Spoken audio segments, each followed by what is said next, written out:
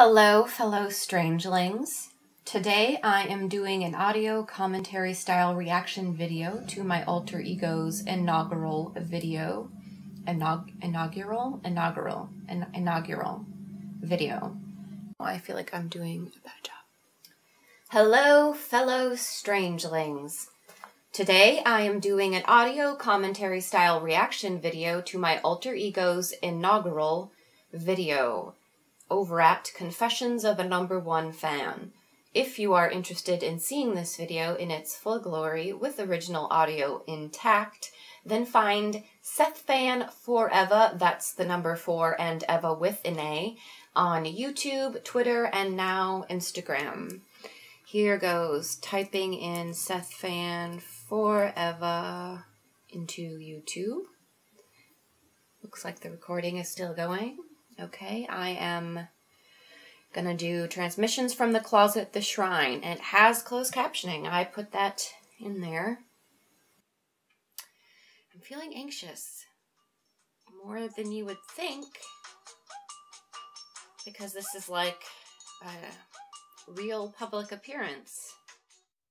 And if you've seen the new series, you may have picked up on the fact that I am experiencing some agoraphobia these days. Anyway, here's the video. We filmed this opening sequence a couple of times, especially that waking up sequence, which is really when Mario woke up. This is really Mario waking up in the morning and feeding the cats. This is all real and authentic footage. That is actually my apartment. Although the mess is often kind of positioned in such a way to look even worse than it is. Sometimes it's even straight up just dumped and scattered on purpose. The sound is so awful. I had such horrible luck with the audio on all of these episodes, but this one was the worst. I could barely salvage it. I had to try to re-record it. And here we are. In the shrine. First shot.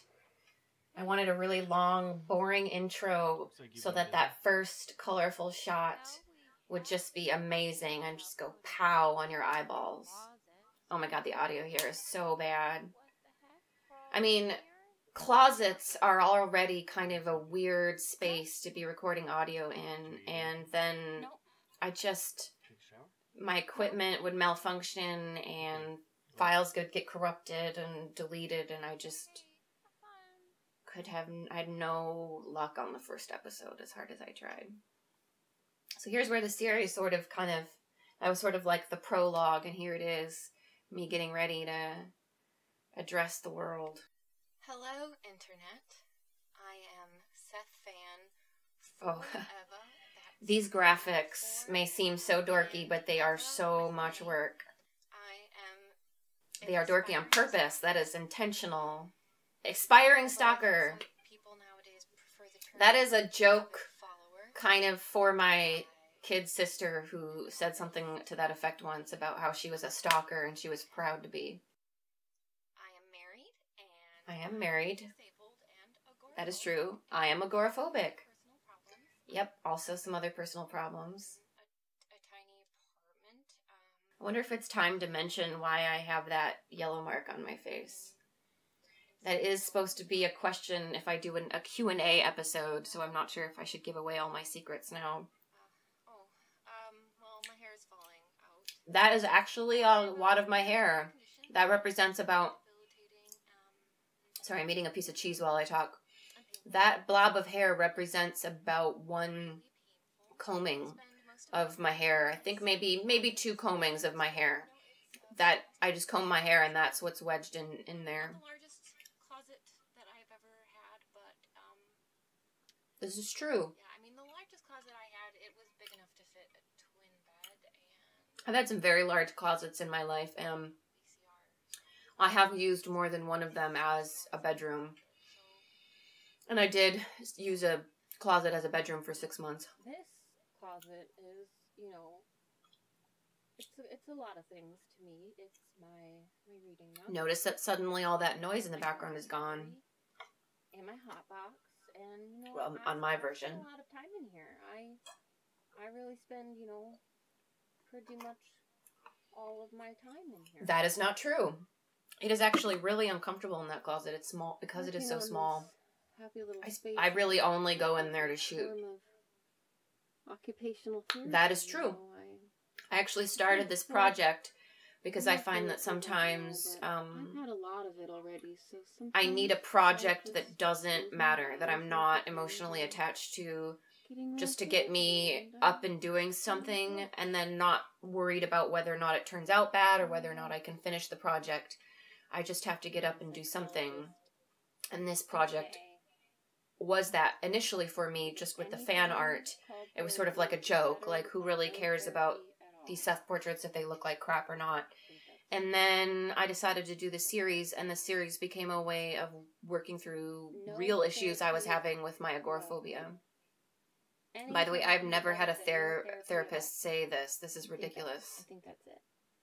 There's so much stuff that I put in here that I think is completely absurd, and then other people totally take it seriously. Like my friends, my family are like, oh, and I'm like, no, that's a joke. That's fake. I made that up. And so far, the only people I think who have really quote unquote, and yes, I'm using air quotes even though this is an audio recording, the only people who quote unquote get this humor of mine are other people a lot like me who have invisible illness or invisible disability, and who are young women and who are creative and who know kind of what these very subtle jokes are doing, and those people think that it's hilarious. Well, I should say the one friend I have who fits all the criteria thinks it's hilarious. So, do you know, this is going to sound really silly, but I feel like that neck pillow really brings out the color of my eyes because it's really blue. Did you eat anything? Yep. Anything other than Halloween candy? Nope. That is not true. I really do not eat that much Halloween candy, but I thought it was funny. That was an improvised line by my husband. My husband really does think it's awesome. That is a map of California from a National Geographic magazine. All of these acronyms are totally accurate. Yes, I have that. Yes, I have that. Yes, I have that. That's like the most important one. Yes, I have this. So I don't know if people get these really quiet little jokes I'm doing. RBF. So here, you're going to hear it in the commentary. It's resting. I have no control. I never invested the time and the energy like my family, other family members did. And I just totally, no matter how I feel, will just look like totally dead and grumpy inside. That is a joke that I don't even want to explain. I've known people who did that. But like, not like what you think. Like people, it's hard to explain. I cannot even, in 20 minutes, I could not even begin to tell that story about. Yeah. Not all the vampire people are weird, by the way. Just there's some of the vampire people who are the not good kind of weird. Sometimes I'll just sit here for hours. That is not true. Nobody sits, and I mean, well, maybe somebody does, but I never sit anywhere for hours doing something that tedious. I would get so bored. And whenever possible, I get these materials. This is true. From thrift stores. I do. I really do. Supporting evil arts. This is not the reason. That is not the reason. Okay. So this is one of those stories where a friend of mine took it really seriously and was asking me like, well, where do you get your craft supplies and all this? And also because I like to have a belch, sorry. That is true. I do. The small carbon footprint thing is a valid reason. But there are certain businesses I don't support because I like other businesses better, and I'm one of those people who believes that every dollar you spend is a vote for the kind of the world that you want to live in. And so there are just some businesses that I think are better. But there are corporate, craft stores that I shop at that are local, and we have actually a wonderful selection. We have like 5 different chain craft stores, and we actually don't have that many small independently owned ones, although I do shop at those. I do support those too, but I do shop at one of the really big ones, but I like it. It has actually a pretty good human rights record. White walls do not make me anxious, actually. I love white walls. This is my actual childhood rabbit, and I did not spill a juice box. I am not going to tell you what I spilled on him. He is not as dirty as he looks. It is totally superficial, and I intentionally did not clean him because I thought it would be a funny gag for a video. And it was true. My friend Jamie, that's like one of her things. She was like, oh my God, I want to wash your rabbit, which sounds kind of weird now that I say that on an audio commentary track. The studio takes no responsibility for the views expressed in this audio commentary. That is actual sweet tea that we brew ourselves. Those are actual chicken wings. Yes, I eat meat. Please don't remind me that it's murder. I know I have terrible nightmares about all the chickens who have died from my belly. No. Peter Wingfield joke. Oh my God, this joke. Nobody gets this joke. I'm excited about anything he's done since he had that part in the X-Men franchise.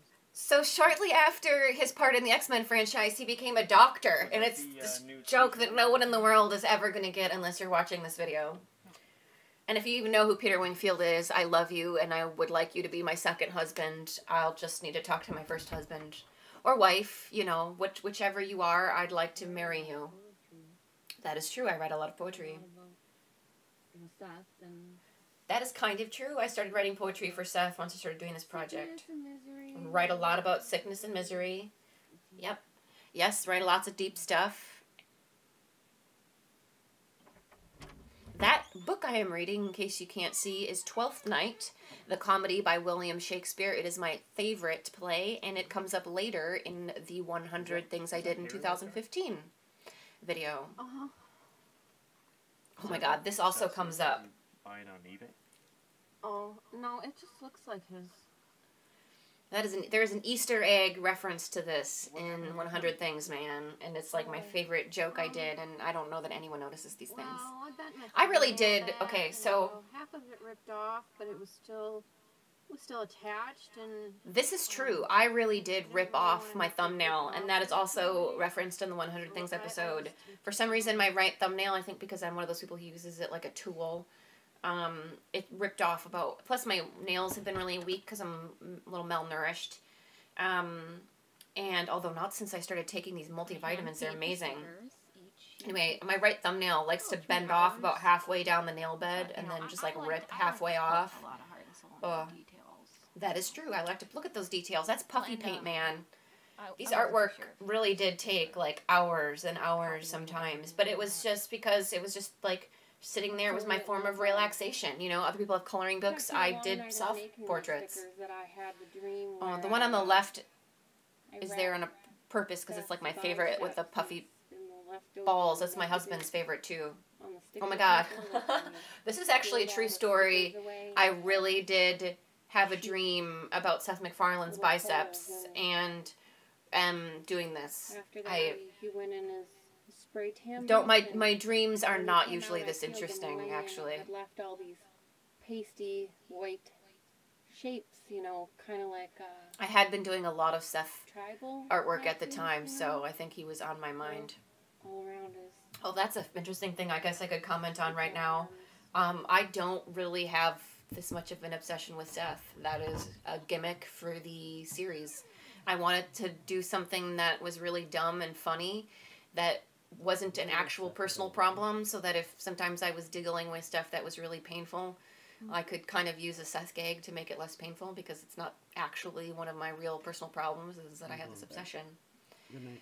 Good night. So, sorry, Seth MacFarlane, if you're watching this and you're like, oh my God, I'm so glad I have an amazing fan. I am a fan, but I'm not your number one fan. I am sorry, she's probably way creepier than I am, and that's probably terrifying. Because, man, fans are creepy. Totally. That's part of why I'm doing this. This is kind of a social commentary on fan worship. Oh, God, I love this joke. Twinkle, twinkle. I almost forgot to show you. Oh, my God, the t-shirts. I love these t-shirts. These t-shirts are one of my favorite things that I do now. I don't know if you guys have noticed, if you guys are watching the other series, that every episode I have a new t-shirt, and it's relevant to the theme of the show. I put a lot, it's like, this is what I work on when I feel like crap. Mine is plastered with your face. And I wrote the song, and I did about a dozen different recordings, and I picked this one because it was the creepiest. It's like two baby voices. competing to be creepier. And every episode I try to do a slightly different recording. Sometimes other people are singing or... Oh wow, I can't believe this is over. I bet this is going to be really boring. Like, even more boring than the original video. I don't really know what to do now. Oh, well, there are jokes inside the credits in case nobody's noticed that yet. And again, the graphics that I had to do to make the space is quite difficult. Here's the final joke. Waiting for it. He's gonna get ants. Oh! Okay, if you watched it again, I'll tell you that is turmeric on my face. These episodes are actually frequently filmed over, like, weeks because I don't get more than, like, a short period of time every day to film because filming takes a lot of energy out of me. So I'll make an outfit and I'll set it aside, and every time I want to film, I put on the outfit, and I'll also try to do makeup sometimes to make it look consistent. And for that episode, every time I would film for it, I would put actually white-ish sunblock on my face, and then I would smear yellow turmeric by my mouth, and I would put brown eyeliner around my eyes because I actually can't film when I feel at my absolute worst. I do the writing and I do the ideas when I feel my worst, but then I actually have to feel pretty good in order to do the jokes. So I actually will have to, in order to recreate what I look like when I actually do feel that crappy, I would do the pale face with the eyes and the mouth stained, because that's more like what I actually look like when I feel like crap. Anyway, that was Transmissions from the Closet episode 1, The Shrine, and I hope that you enjoyed this, and I also hope that you go over to that other channel and subscribe, although it's not a big deal if you don't, because the truth is I kind of like that there's not a lot of people over there. It makes it easier to do really honest stuff about my issues with anxiety over being in public, and doing YouTube videos is kind of like being in public. Okay, so goodbye, goodbye, goodbye, cruel world. I will see you again next week. That was a really creepy sign off.